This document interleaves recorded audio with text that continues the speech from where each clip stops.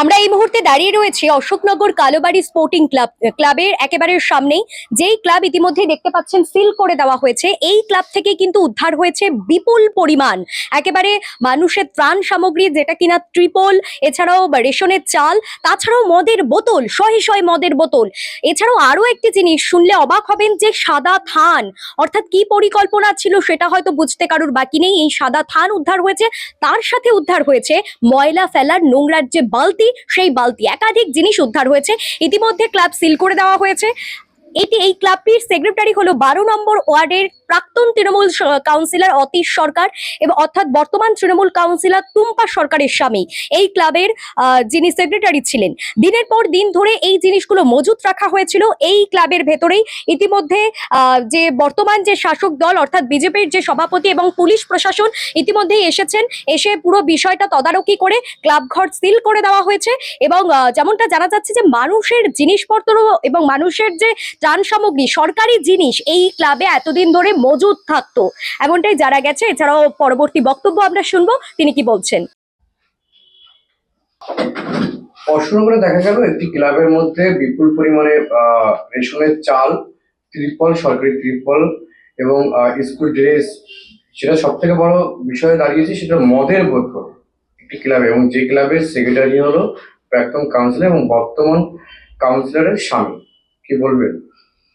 আপনারা একটা জিনিস মিস্টেক করে গেছেন, এখানে সাদা ধানও পাওয়া গেছে, যেটা সব থেকে বড় চিন্তাজনক কিন্তু কাণ্ড।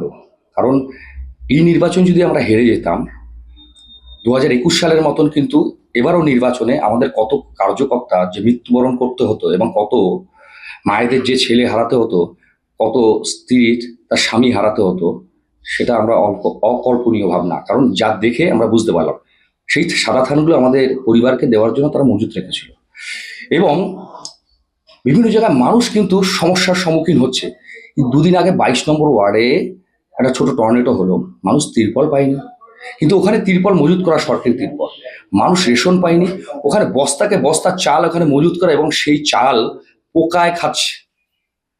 শুধু তাই না, ওটা ক্লাব, ক্লাব মানে জানি আমরা কালচার, ক্লাব মানে বিভিন্ন সামাজিক সংগঠন বিভিন্ন কার্যক্রমের সঙ্গে যুক্ত থাকে। সেখানে আমরা কি দেখতে পাচ্ছি, ক্লাবে এক বস্তার উপর মদের বোতল, তারপরে স্কুল ড্রেস, মশারি, পৌরসভার যে বালতিগুলো আমরা ঘরে ঘরে দিই, যেগুলো ডাস্টবিন জন্য ব্যবহার করে, সেই বালতি প্রায় 1500 বালতি।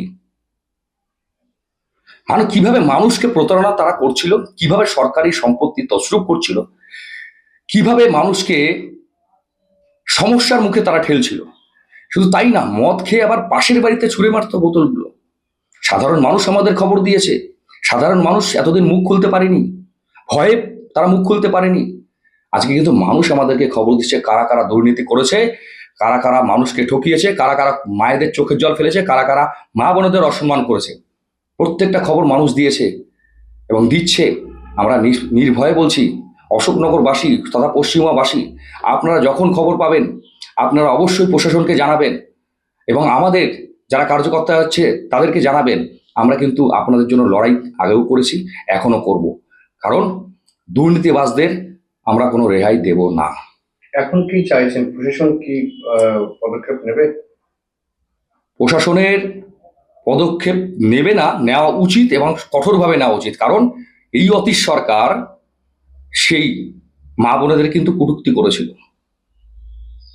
এই অতীশ সরকার কিন্তু অশোকনগরবাসীকে ত্রাসের সৃষ্টি করে রেখেছিল। 12 নম্বর ওয়ার্ডে মুখ খুলতে পারতো না তার জন্য। শুধু অশোকনগর 12 নম্বর ওয়ার্ড, অশোকনগর জুড়ে অতীশ সরকারের নাম বাচ্চা থেকে বড় সবাই জানে, কিভাবে দুর্ব্যবহার করত সমাজের সব প্রান্তিক মানুষদের প্রতি। কি নাম, কি দায়িত্ব? পাপি মিস্ত্রি, ভারতীয় জনতা পার্টি, অশোকনগর মন্ডল 3 সভাপতি। যেখানে সেক্রেটারি অতীশ সরকার, এবং সেখানে এসে আমরা কি দেখলাম, ক্লাব খোলার সঙ্গে সঙ্গে সাদা থান, যা ভারতীয় জনতা পার্টি কার্যকর্তাদের মারবার জন্য, মারার পরে তাদের স্ত্রীদের তারা এই সাদা থান গিফট করার জন্য এনে রেখেছে। আমরা কি দেখলাম, অতীশ সরকার ওরফে ঝঙ্কু যে লোকে চাল খেতে পারছে না, সেই চালগুলো এখানে পড়ে আসে, কীভাবে দেখুন বস্তাকে বস্তা চাল নষ্ট হয়ে। আজকে 22 নম্বর ওয়ার্ডে ছোট টর্নেডো হলো, আমরা তিরপল দিতে পারলাম না, আমরা কিনে কিনে তিরপল দিলাম। এখানে বান্ডিলকে বান্ডিল সরকারি তিরপল এখানে মজুত করা আছে। শুধু তাই না, সব থেকে বড় কথা দেখুন, মদের বোতলের এখানে কয়লা, এখানে কয়েক লক্ষ টাকার মদের বোতল এখানে পাওয়া গেছে। তাই না, পৌরসভার যে ডাস্টবিন বালতিগুলো এখানে মজুত করা আছে। আপনারা অশোকনগরের জনগণকে বলবো, আপনারা ভাবুন কোন সরকারকে আপনারা এতদিন সাপোর্ট করে গেছেন।